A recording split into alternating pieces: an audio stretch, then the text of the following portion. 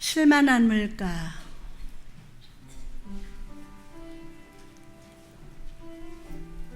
에스겔 굴절기에 마른 뼈 같은 내 삶에 샤론의 꽃 같은 예수, 회복의 향기로 임하시네, 임하시네. 함께 하시고 다스리시네. 내 삶에, 내 가정에, 약속의 씨앗 위에 존재하던 절망과 낙심의 쓴뿌리, 세상의 가치관을 깨뜨리시고 천국의 기념비를 세워주시네. 불신과 염려와 세월의 상처로 찢어버린 우리를 다시 한 몸 되게 하시고 목숨같이 사랑하고 돕는 자가 되게 하셨네. 천국의 세마포로 나를 두르시고 젊은 날 언젠가 수줍게 지어보던 그 미소로 날 웃게 하시네. 내 신랑이 되시고 내 모든 것 되시고 내 삶의 이유가 되셨네. 시험과 고난으로 범람하던 한계의 강을 맨발로 밟게 하시고 강바닥에 있던 말씀의 돌로 감사와 찬양의 기념비를 쌓게 하셨네. 이 감격과 감사 내가 기억하고 우리가 기억하고 우리에게 주신 축복의 씨앗들이 영원히 기억하게 하겠네. 이제 우리 가정이 그리스도의 향기가 되었네. 이제 우리 가정이 그리스도의 향기가 되었네. 시작.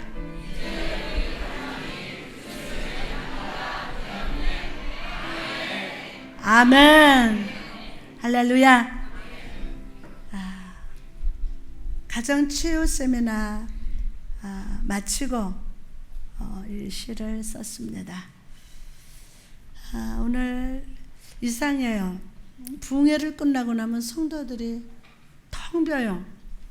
오늘 휴가도 가고 많이들 빠지셨는데 우리 이렇게 올 수 있어서 감사하고 하나님 앞에 예배 드릴 수 있어서 감사하고 예배를 통해서 주님 만나게 해주셔서 감사하고 이 강단과 여러분 함께 만나게 해주셔서 감사하고 우리 하나님께 영광의 박수 올려드립니다. 감사합니다.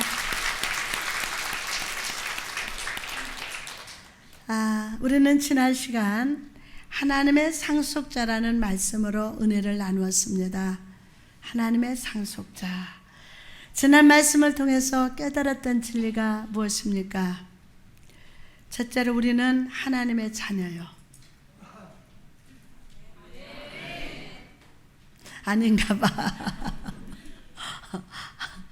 우리는 하나님의 자녀요. 하나님 축복을 상속받은 자라는 거예요. 정말요? 아멘. 나 오늘 좀 힘들거든요. 그러니까 화면을 크게 하고 우리 강단과 서로 아름다운 교제를 나눠야 돼요. 그럴 때 하나님과 교제 이루어지거든요. 자, 첫째로 우리는 하나님의 자녀고 하나님의 축복을 상속받는 자. 우리가 예수 그리스도를 구주로 영접했을 때 우리는 하나님의 자녀가 되었고 하나님 주시는 모든 축복을 내 것으로 소유하게 되었습니다. 누구 것으로? 할렐루야. 그러므로 이스라엘 백성과 같이 원망과 뭐와? 원망과 불평함으로 축복의 땅에서 멀리 돌아가는 자가 되지 말고 여호수아 칼렙같이 끝까지 하나님을 신뢰하고 순종함으로 축복의 땅에 지름길로 들어가는 여러분 되시기를 주님의 이름으로 축복합니다. 두 번째로 시험과 고난의 자리에 있을 때에 나와 함께 고통받으시고 공감해 주시는 예수님을 바라봐야 합니다. 임마누엘 되신 예수님은 삶의 자리에서 시험과 나심과 질병과 십자가에 못 박힌 우리 옆에서 함께 고통을 받으십니다. 함께 고통을 받으십니다. 이 세상 그 누구보다 우리의 아픔과 슬픔을 아시고 공감해 주십니다. 공감해 주십니다. 그러므로 사랑하는 여러분, 오늘 겸손의 눈으로 주님을 바라봅시다. 여러분과 똑같이 눈물을 흘리시고 고통을 받으시는 주님께 이렇게 고백합시다. 주여, 나를 불쌍히 여겨 주옵소서. 나를 기억하여 주옵소서. 나를 잊지 말아 주옵소서. 할렐루야. 그럴 때 사랑하는 자야, 오늘 내가 나와 함께 낙원에 가리라. 실만한 물가로 너를 인도하여 주리라. 아멘. 실만한 물가로. 내일이 아니라 일주일 뒤가 아니라 바로 오늘 주의 샬롬이 여러분에게 임하게 됩니다. 아멘으로 받으세요. 할렐루야. 자, 마지막으로 우리가 그리스도인이라면 세상의 꿈을 쫓는 자가 아니라 하나님이 주신 꿈을 품는 자가 됩시다. 갈렙이 하나님의 꿈을 품었을 때 85세가 되었음에도 믿음으로 헤브론 산지를 자기 것으로 취한 것처럼 오늘 여러분이 하나님께서 주신 꿈을 품을 때, 아멘.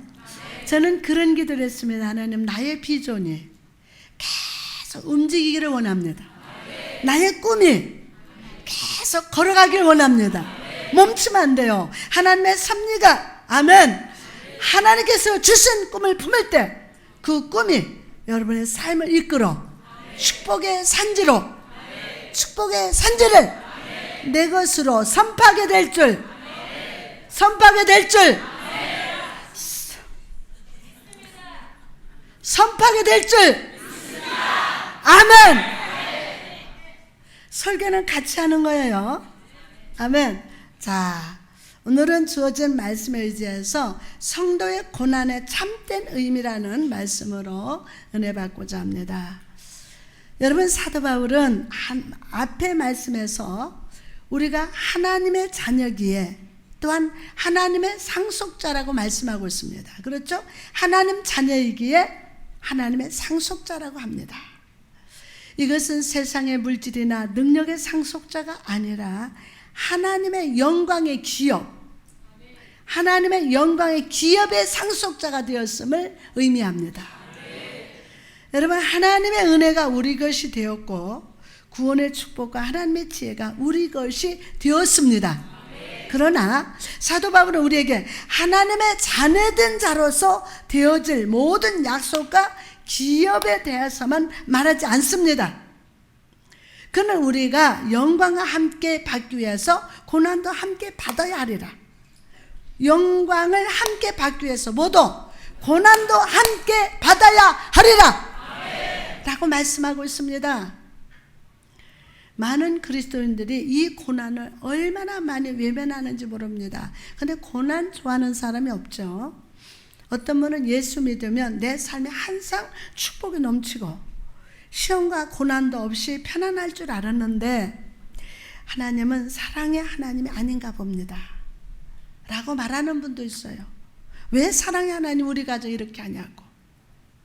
그러나 여러분, 우리가 받는 고난은 가치 있는 고난이요, 우리가 그리스도인에게 받는 고난임을 믿으시기 바랍니다. 우리 성도들이 받는 고난은 가치 있는 고난이요.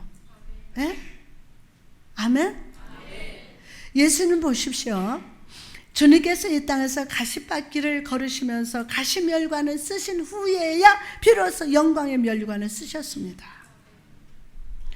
주님이 이 땅에서 육신을 입으시고 그 고난의 길을 걸으셨다면 나 같은 죄인이 그 길을 함께 가는 것은 너무나도 당연합니다.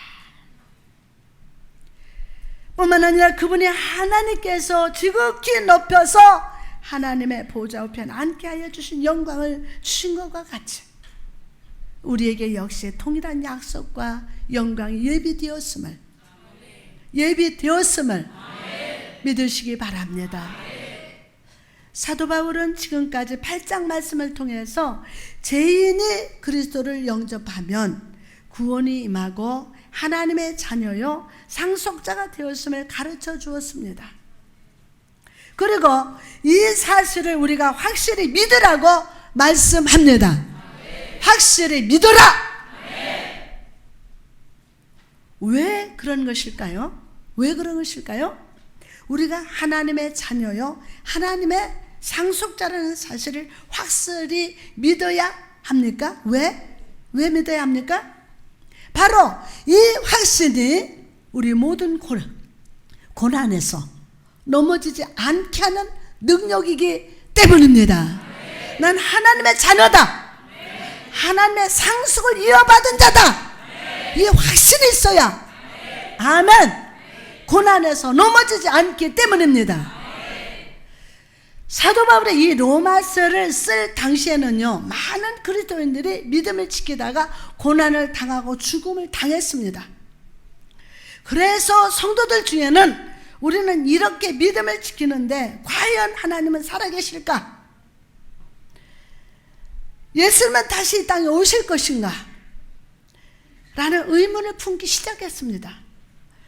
그리고 이런 고난 때문에 낙심하여 믿음을 버리는 사람이 있었습니다. 때문에 사도 바울은 그런 성도들 향해서 말씀합니다. 18절에 보니까 생각한 건데 현재의 고난은 장차 우리에게 나타날 영광과 비교할 수 없도다. 여러분 이 말씀이 무슨 말씀입니까? 고난은 분명히 있다. 그러나 하나님의 자녀라는 확신을 가지고 다가올 영광을 바라보라! 라고 외치고 있는 것입니다. 고난이 있다, 없다는 게 아니에요. 고난이 있다는 거예요. 여러분 사도 바울을 보십시오. 그는 자신이 40대에 하나를 감한 매를 몇 번이나 5번 맞고 감옥에 갇히면서 굶주리면서 돌에 맞는 엄청난 고난을 받았으며 그 고난을 받으면서 그가 끊임없이 믿음의 주요 온전케 하시는 이 예수 그리스도를 바라보면서 순례자의 길을 나아갔다고 말씀하고 있습니다. 또한 스데반이 성령 충만을 받았을 때 그는 담대하게 예수를 증거하고 돌에 맞아서 죽기까지 순종을 했습니다. 어떻게 이런 순종이 가능했던 것일까요? 바로 그에게 주어질 구원과 은혜의 영광을 바라보았기 때문이에요. 그걸 바라봤기 때문에. 사도행전 7장 55절에서 56절 보니까 스데반이 성령 충만해서 하늘을 우러러 어떻게 했습니까? 주목해서 하나님의 영광과 및 예수님께서 하나님 우편에 서신 것을 보고 말하되 보라 하늘이 열리고 인자가 하나님 우편에 서신 것을 보노라. 사랑하는 성도 여러분, 스데반의 이 모습은 오늘을 살아가는 우리에게도 중요한 메시지를 줍니다. 그것이 무엇입니까? 우리가 고난의 자리에 있을 때일수록 여러분과 제가 고난의 자리에 있을 때일수록 성령 충만하고 하나님의 영광을 바라봐야 한다는 사실입니다. 아멘. 하나님의 영광을 바라봐야 돼요. 모든 사람은 각자 인생의 저울을 가지고 있습니다. 여러분 각자가 인생의 저울이 있고 목사님도 인생의 저울을 가지고 있습니다. 그래서 자신의 삶에 은혜와 축복과 편안만 가득 올리기를 바랍니다. 그러나 우리 삶의 저울에 고난이라는 무거운 돌덩이가 올라왔을 때 우리는 쉽게 낙심합니다. 고난의 무게에 억눌려 버립니다. 사랑하는 여러분, 우리가 낙심하지 않기 위해서는 어떻게 해야 합니까? 고난의 저울 반대쪽에, 이 반대쪽에 하나님의 자녀라는 확신과 성령의 열매와 하나님의 영광의 반석을 올려두면 됩니다. 아멘. 그럴 때 그 하나님의 영광이 우리의 삶의 고난 앞에서 능히 승리하게 함을 믿으시기 바랍니다. 할렐루야. 자, 그럼 우리 삶의 고난이 주는 참된 의미가 무엇일까요? 첫 번째로, 고난은 내가 하나님 앞에서 어떤 사람인지를 발견하게 합니다. 고난은 뭐예요? 내가 하나님 앞에서 어떤 사람인가를 발견하게 됩니다. 한번 욥을 생각해 보십시오. 그는 동방에서 가장 훌륭한 사람이라고 불릴 정도로 하나님과 사람 앞에서 의로운 사람이었어요. 재산도 많았고 자녀도 많았으며 가축도 많았습니다. 모든 부분에서 부족함이 없는 자였어요. 그런데 그런 그에게 갑자기 사단의 시험이 다가왔고 모든 소유를 잃었고 자녀도 잃고 온몸에 악창이 돋았습니다. 거기에 더해서 사랑하는 아내로부터 저주받는 비참한 고난을 겪게 되었습니다. 한마디로 인간이 겪을 수 있는 최악의 고난을 다 겪었습니다. 그러나 그런 고난 가운데 있는 욥이 한 고백이 무엇이었습니까? 욥기 23장 10절에 보니까 그러나 내가 가는 길은 그가 아시나니 그가 나를 단련하신 후에는 내가 순금같이 나오리라. 내가 순금같이 나오리라. 욥은 자신이 겪고 있는 이 고통이 하나님이 주신 것을 알았어요. 와, 이 고통이 하나님이 주신 것이구나, 이걸 알았습니다. 하나님의 연단에 불러 그를 다듬으시고 계심을 알았습니다. 때문에 하나님 앞에서 원망하거나 불평하지 않고 그 연단의 시간을 보냈던 것입니다. 사랑하는 여러분, 때때로 하나님은 우리에게 고난을 허락하십니다. 그것은 우리를 힘들게 하려 하심이 아니라 우리 내면에 존재하는 죄와 거짓과 불신 그리고 사단의 역사를 태우시기 위한 하나님의 연단의 부림을 믿으시기를 바랍니다. 할렐루야. 여러분, 이 숯을 만드는 과정을 살펴보면 먼저 나무를 베어서 아궁에 틈이 생기지 않도록 거꾸로 세운 후 약 1000도의 온도로 가열을 한다고 합니다. 1000도로. 그렇게 나무를 태우면 냄새가 지독한 연기가 계속 나오다가 나중에는 아무런 연기가 나지 아니하고 조용히 탄다고 합니다. 그러나 시간이 흐르면 오랫동안 강한 화력을 내는 숯으로 바뀌게 된다고 합니다. 저도 이 사역을 하면서 하나님은 많은 연단의 시간을 갖게 하셨어요. 믿었던 사람들로부터 배신을 당하고 7년 6개월이란 넘도록 2끼 금식을 하면서 억울하게 저는 감옥에 갇힌 적도 있었습니다. 내 차를 운전하는 집사님이 그 절도범하고 이렇게 와서 이렇게 싸움이 붙었는데 절도범이 자기 스스로 손톱을 뺐어요. 그러니까 그 사람이 경찰서로 신고를 하니까 경찰차가 100차가 와서 우리 기사를 태우고 가려는데 내가 타고 갔어요. 그래서 같이 갔는데 무조건 갖다가 감옥에 넣는 거예요. 세상 없이 청와대에서 전화를 해도 저를 안 빼줘요. 그러니까 감옥에 들어가서 남자 경찰이 데리고 화장실도 가고 그렇게 한 적도 있었습니다. 구청에 제가 환자들 안수해 준다고 의료법에 걸린다고 또 불러가고 약을 쓰는지 주사를 놓는지 그것까지 검사하고 참 어마어마한 연단 훈련 받았습니다. 그렇죠? 이단 소리도 듣고 때로는 사역을 더 이상 이어갈 수 없을 정도로 환경 속에 많은 문제와 고난이 있었습니다. 하나님은 이런 고난의 불, 연단의 불을 통해서 제 속사람의 존재하던 죄와 불신과 상처의 쓴뿌리를 태우시고 불평의 검은 연기를 제거해 주시고 성령의 불이 붙어서 활발 타오르는 하나님의 햇불로 바꿔 주셨습니다. 그러면 사랑하는 여러분, 아마 이 자리에는 지금 하나님의 연단의 아궁이 속에 있는 분이 계실 겁니다. 그러나 여러분, 그 불은 멸망의 불이 아니라 진정한 내가 누구인지를 발견하는 성령의 불임을 믿으시기 바랍니다.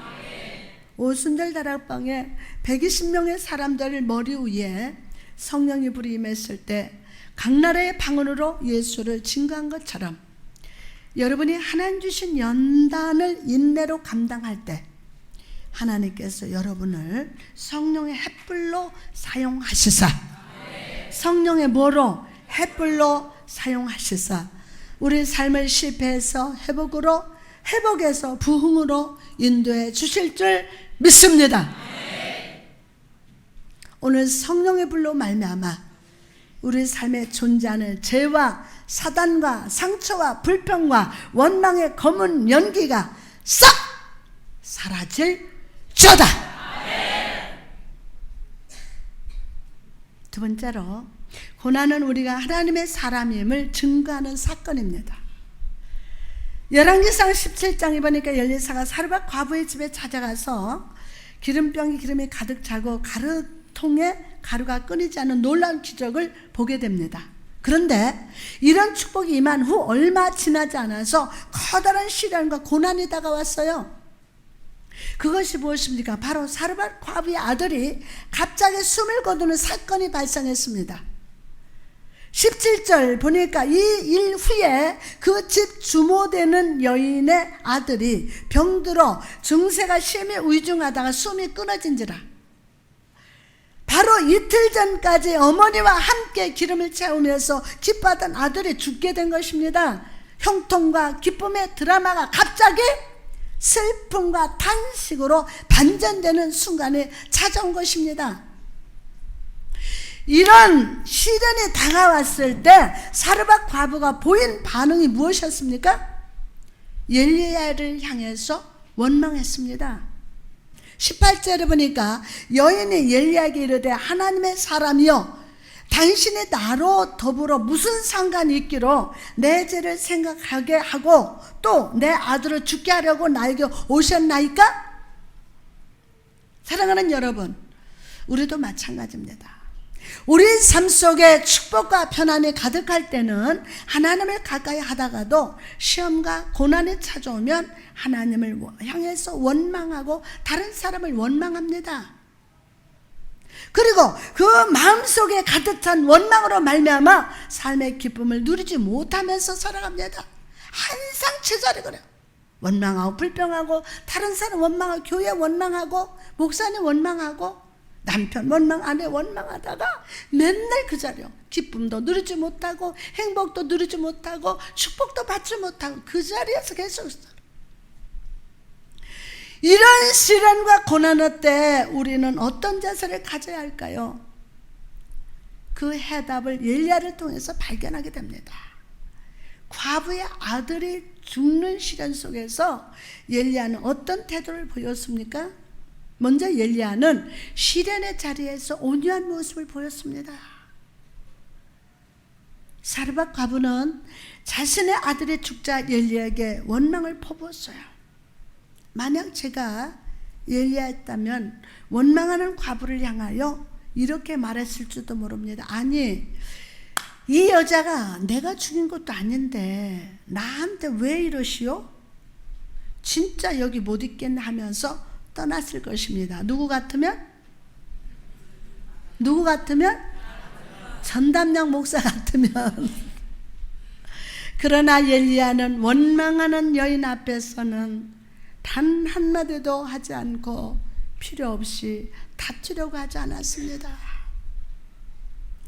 엘리야는 그저 조용히 그 아들을 품에 안고 자기 방으로 올라가서 아들을 침상에 누인 후 간절히 기도했습니다. 인간의 생사박을 주장하시는 아버지를 바라보고 간절히 기도했습니다. 사랑하는 성도 여러분, 이와 같이 하나님은 고난 가운데서도 온유한 자세를 보이는 자를 기뻐하십니다. 저와 여러분 어떻습니까? 고난 당하면 우선은 강팍해집니다. 눈이 다 무섭습니다. 그러나 고난 가운데 온유한 자세를 보이는 자를 하나님이 기뻐하십니다. 고난 앞에서 어리석게 불평하고 다투는 것이 아니라 하나님 앞에 겸손히 나아가서 문제를 내어놓고 기도하는 자를 하나님은 기뻐하심을 믿으시기 바랍니다. 디모데후서 2장 24절을 보니까 주의 종은 마땅히 다투지 아니하고 모든 사람에 대하여 온유하며 가르치기를 잘하며 참으며. 다음으로 엘리야는 하나님께서 응답하실 때까지 기도했습니다. 뭐 할 때까지? 응답 받을 때까지. 인디안의 기도는 다 응답받는다. 왜?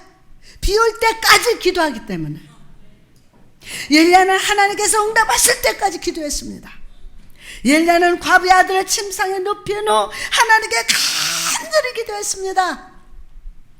열왕기상 17장 20절에서 21절에 보니까 여호와께 부르짖어 이르되 내 하나님 여호와여 주께서 내가 우고하는 집 과부에게 재앙을 나리시사 그 아들이 죽게 하셨나이까 하고 그 아이 위에 몸을 3번 펴서 엎드리고 여호와께 부르짖어 이르되 내 하나님 여호와여 원컨대 이 아이의 혼으로 그 몸에 돌아가게 하옵소서. 엘리야는 간절한 마음으로 기도했습니다. 생명을 건 기도를 했습니다. 단 한 번 기도하고 멈춘 것이 아니라 아이 몸에 3번 엎드릴 정도로 간절한 기도했습니다. 하나님의 응답 주실 때까지, 하나님의 응답 주실 때까지, 아이의 혼이 다시 돌아올 때까지 기도했습니다. 그러자 하나님은 엘리야의 기도를 들으시고 응답해 주셨습니다. 아멘. 22절에 보니까 여호와께서 엘리야의 소리를 들으심으로 그 아이의 혼이 몸으로 돌아오고 살아난지라. 사랑하는 성도 여러분, 여러분이 하나님의 사람이라면 엘리야와 같이 고난의 자리에서 기도하는 자가 됩시다. 오른손 들가면 기도하는 자가 됩시다. 고난은 육적인 눈이 아니라 영적인 눈으로 바라보고 세상의 분별력이 아니라 영적인 분별력으로 바라보는 자가 되어야 합니다. 고난을 여러분 육신 눈으로 바라보면 넘어져요. 육적인 눈이 아니라 영적인 눈으로 바라보고 세상의 분별력이 아니라 영적 분별력으로 바라보는 자가 되어야 합니다. 세상 사람 모두 노라고 외칠 때 믿음으로 하나님이 하신다. 시작. 아멘. 하나님이 하신다 라고 외쳐야 하며, 세상 사람 모두 예스라고 말할 때 나는 말씀에 의지하여 노라고 말할 수 있어야 합니다. 우리가 노라고 외쳐야 할 때가 언제입니까? 바로 회개할 때입니다. 고난의 자리에서 주여 나는 아무것도 할 수 없는 죄인입니다. 저의 죄와 교만함을 용서하여 주옵소서 라고 간절히 기도하시기 바랍니다. 여러분의 중심의 진실함으로 하나님께 회개할 때 예수 그리스도 안에서 모든 교난이 변하여 아멘이 되는 축복이 말 줄 믿습니다. 또한 우리는 하나님의 약속 말씀 앞에서 예스라고 말하는 순종의 모습을 보여야 합니다. 사르밧 과부의 아들이 살아난 기적이 나타난 이유가 무엇입니까? 엘리야가 전능하신 하나님을 신뢰함으로 겸손히 기도로 순종했기 때문입니다. 사랑하는 여러분, 오늘 여러분 삶의 자리에 어떤 고난이 있습니까? 삶의 환경을 바라보기 전에 먼저 하나님을 바라보시기 바랍니다. 하나님께서 항상 기뻐하라 하셨다면 슬픔의 자리에서도 기뻐하시기 바랍니다. 쉬지 말고 기도하라 라고 하셨다면 절망의 자리에서도 무릎을 꿇고 눈물로 기도합시다. 범사에 감사하라 말씀하셨다면 시험과 환난의 골짜기에 걷고 있다 할지라도 나와 동행하시는 주님으로 인하여 감사하시기 바랍니다. 여러분이 겸손히 하나님 말씀에 예수로 순종할 때 과부의 아들이 살아난 것처럼 여러분의 삶 속에 축복과 은혜와 감사의 제목이 회복되는 역사가 나타날 것입니다.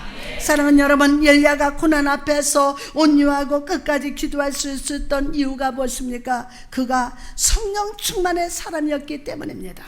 열왕기하 2장 9절에 보면 엘리야가 엘리야에게 이르되 나를 내게서 취하기 전에 내가 내게 어떻게 할 것을 구하라. 엘리야가 이르되 당신의 영감이 갑절이나 나게 있기를 구하나이다.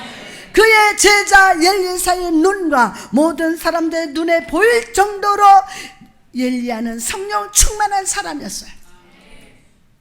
엘리야 안에 거하시는 성령이 그로 온유하게 하셨고 하나님 앞에 간절히 기도하게 하셨기에 그는 과부의 아들을 살리고 3년 6개월 동안 가뭄으로 메말렸던 이스라엘의 하나님의 비를 끌어오는 기적을 나타나게 되었습니다. 오늘 성령 충만할지어다. 여러분은 하나님의 사람이십니까? 하나님의 사람이십니까? 그렇다면 오늘 성령 충만을 구하시기 바랍니다. 주여 오늘 성령 충만을 주시되 내게 갑절의 충만함을 허락하여 주옵소서 라고 기도하시기 바랍니다. 그럴 때 여러분 안에 성령이 거하시고 여러분 마음가운데 불평과 원망이 아니라 회개케 하시고 하나님 말씀 앞에 순종하게 하실 줄 믿습니다. 그래서 엘리야와 같이 우리도 고난 앞에서 온유함으로 하나님 앞에 겸손히 엎드려 기도하는 기도의 사람이 되게 하실 것임을 믿으시기 바랍니다. 할렐루야. 이제 말씀을 마치고자 합니다. 사랑하는 여러분, 혹시 여자들이 수 놓는 것을 보신 적 있습니까? 저도 6살 때부터 저는 수를 놨답니다. 언니들 이렇게 수 놓으면은 다 해서 제법 잘 났대요. 근데 지금은 내가 이렇게 단추 하나도 못 달아요. 그때는 참 잘했는데 동그란 수틀에 천을 고정한 후 한 땀 한 땀 여러 가지 실을 써가면서 수를 놓습니다. 그런데 여러분 그 수틀의 뒷면을 보신 적 있습니까? 이렇게 뒤집어서 뒷면을 보면 여러 가지 색의 실들이 이리저리 얽혀져서 도저히 앞판에 그려진 아름다운 그림을 상상할 수가 없습니다. 뒷판은. 사랑하는 여러분, 우리 인생도 마찬가지입니다. 우리의 삶도 때로는 축복이 가득하고 편안하고 기쁨이 넘칠 때가 있지만 때로는 시험과 고난의 음침한 골짜기를 걸어갈 때도 있습니다. 그러나 여러분, 중요한 사실은 하나님 손 안에서 우리는 아름다운 작품으로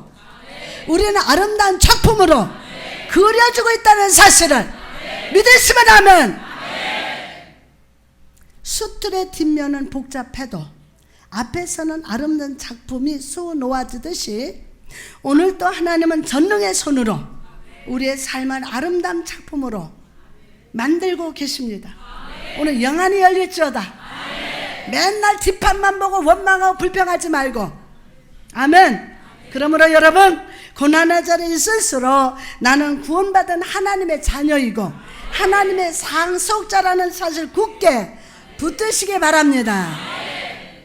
여러분의 삶의 저울에 고난의 돌덩어리가 올라왔다고 힘들어하지 말고 그 위에 하나님의 약속이라는 보석을 올려놓으십시오. 아멘. 이럴 땐 아멘 크게 해야 돼. 힘들어하지 말고 그 위에 하나님 약속의 보석을 올려놓으십시오. 아멘. 그럴 때 모든 고난에서 능히 승리할 줄 믿습니다. 뿐만 아니라 엘리야가 고난의 자리에서 온유함으로 간절히 기도했던 것처럼 오늘 여러분도 갑절의 성령 충만을 받아서, 갑절의 영감을 받아서, 갑절의 성령 충만 받아서 간절히 회개함으로 원망과 불평을 물리치시기 바랍니다. 그리고 온유함을 가지고 하나님의 약속을 붙들고 순종의 기도로 나아가는 여러분 되시기 바랍니다. 와, 난 30년이 넘는 고난에, 하나님은 허락한 고난을 받았어요. 근데 하나님의 은혜로 계속 하나님만 바라보고 누구를 만나지도 않고 그저 말씀 연구하고 설교 쓰고 계속 복음 전하는 일에만, 환난이 와도 비박이 와도 그냥 주님만 바라보고. 아멘. 그때는 사람들이 나보고 바보라고 그랬어요. 근데 바보 아니요. 하나님 은혜였지. 하나님 축복이었지. 어떻게 하면 저렇게 살 수 있을까? 지축에 우리 백집사님 사는 게 밑으로 내려가는 계단이 있었어요. 막 금식하면서 힘들면은 겨사 내려가, 이렇게 겨사 내려가고, 기도 끝나고 나면 또 겨사 이렇게 올라가고, 엉금엉금 기도하던 분이 보고, 하나님은 저렇게까지 하셔야 되나? 그 상대방이 원망하는 거예요. 상대방이 보고. 그러면 막 올라가면서 제가 울어요. 막 어떨 때는 허리가 다 예수처럼 계속 뒤틀리고, 막 혀가 말을 올라가지고, 막 이게 영양식축도 오고, 그러거나 말거나 한 달 계속 두 끼 금식 하면서도 한 달에 3일씩 또 하는 거예요. 온금식. 그러면 막 그냥 책상에다가 뻥튀기도 이만큼 사다 놓고, 천두복숭아도 이만큼 사다, 냄새 맡고 밤새 막, 그래도 하루도 어기지도 않고. 이게 하나님 은혜예요. 그게 축복이었고. 여러분, 만사의 때가 있나니. 왜 요건 안 와요? 할렐루야. 아멘. 그러면 고난받은 자, 고난만 받고 환난만 받고 끝난 자가 이 자리에 쓴 게 아니라, 아멘, 역전 드라마. 아멘. 그러면 너무너무 많이 축복받은 자. 아멘. 여러분 믿으시기 바랍니다. 할렐루야. 그래요. 여러분, 오늘 교만의 눈을 딱 감아버리고 겸손한 눈이 떠질저다. 아멘. 그래요. 나가서 하나님 주신 고난은 나를 성령의 햇불로 사용하기 원하는, 아멘, 하나님의 연단임을 깨닫고, 오늘 또 나를 주의 보혈로 씻으시고 성령의 불로 정결케 해달라고 간절히 기도하시기 바랍니다. 그럴 때 하나님께서 여러분과 함께 하시사 고난을 능히 이기게 하시고, 이 세상 속에서 나를 하나님의 사람으로 인정받게 하실 줄. 아멘. 열왕기상 17장 24절에 보면 여인이 엘리야에게 이르되, 내가 이제야 당신은 하나님의 사람이시요 당신의 입에 있는 여호와의 말씀이 진실한 줄 아노라 하니라. 할렐루야.